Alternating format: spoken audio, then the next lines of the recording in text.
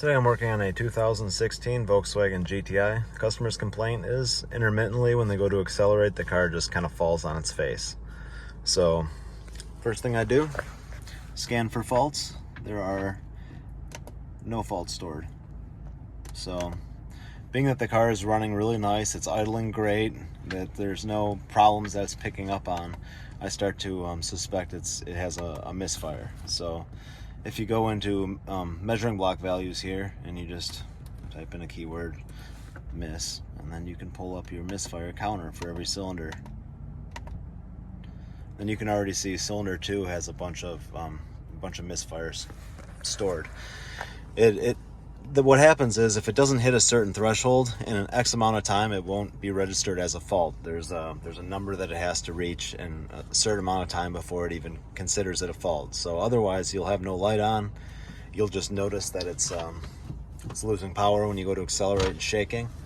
So I'll show you what this one is doing. And it's nice to be able to access this misfire counter. It does make things a lot easier. If you don't have this and it has these symptoms, and it's not, if you're unable to get access to the misfire counter on one of these cars, it's a pretty safe bet. If there's no other issues other than it stumbling and falling on its face only under acceleration at high load, it's likely a coil will take care of your problem. So